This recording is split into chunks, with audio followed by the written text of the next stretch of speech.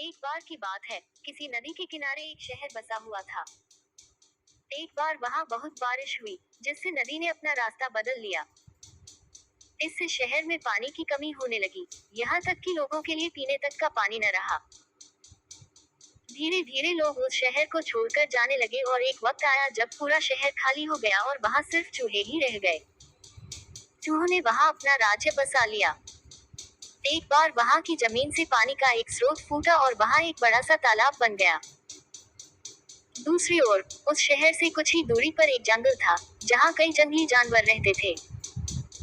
उन जानवरों के साथ कई हाथी भी वहाँ रहते थे, जिनका राजा था गजराज नाम का हाथी। एक बार की बात है, वहाँ भयानक सूखा पड़ा। सभी जानवर पानी के लिए हाहाकार मचाने लगे। भारी भरकम हाथियों की भी बुरी हालत हो चुकी थी। हाथियों के बच्चे बिना पानी के परेशान होने लगे थे।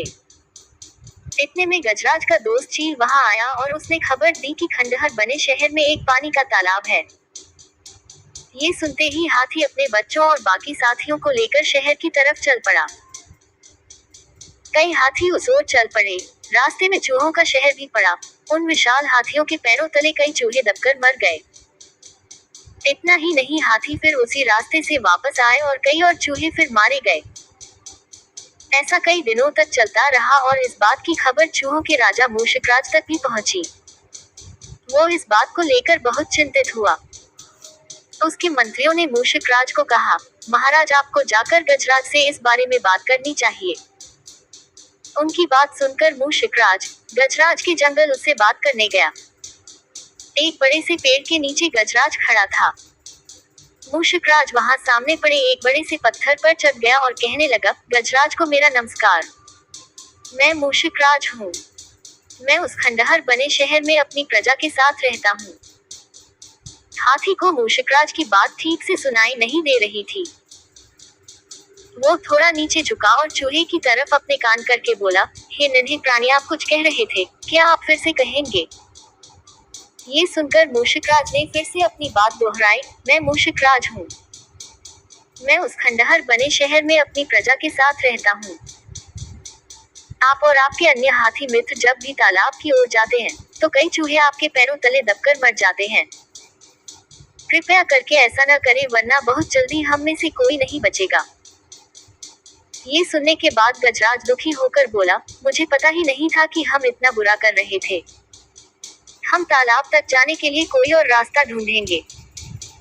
ये सुनते ही चूहा बहुत खुश हुआ और बोला, गजराज, आपने मुझ जैसे छोटे से प्राणी की बात सुनी, मैं आपका आभारी हूँ। भविष्य में कभी भी अगर आपको किसी मदद की जरूरत हो तो मुझे जरूर बताएं। गजराज ने मन में सोचा कि यह इतना छोटा सा जीव मेरे किस काम आएगा। इसलिए उसने चूहे को मुस्कुराकर विदा किया। कुछ दिनों तक सब कुछ ठीक चल रहा था कि एक बार पड़ोसी देश के राजा ने अपनी सेना को मजबूत करने के लिए हाथी रखने का फैसला किया। राजा के मंत्री और उनकी सेना ने जंगल में कई हाथी पकड़े। हाथियों के पकड़े जाने की चिंता गजराज को सताने लगी। एक रात गजराज इसी चिंता में जंगल में टहल रहा था कि अचानक उसका पैर सूखी पत्तियों में छिपाए जाल पर पड़ा और वो जाल में फंस गया। हाथी जोर जोर से चिंघाड़ने लगा, लेकिन कोई उसकी मदद के लिए नहीं आया। इसी बीच एक भैंस ने हाथी की आवाज सुनी। वो गजराज का बहुत आदर सम्मान करता था, क्योंकि एक बार गजराज ने भैंस को गड्ढे से निकालकर उसकी जान बचाई थी। गजराज को जाल में फंसा देख वो बहुत चिंतित हुआ और बोलने लगा, गजराज, मैं आपकी मदद के लिए क्या करूं? अपनी जान देकर भी मैं आपकी मदद करूंगा गजराज। गजराज ने कहा, तुम जल्दी से जाकर उस खंडहर शहर में रहने वाले मूषकराज को मेरी खबर दो।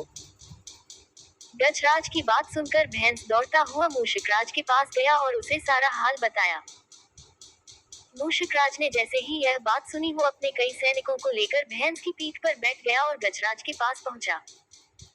फिर चूहों ने मिलकर जाल को काटा और गजराज आजाद हो गया।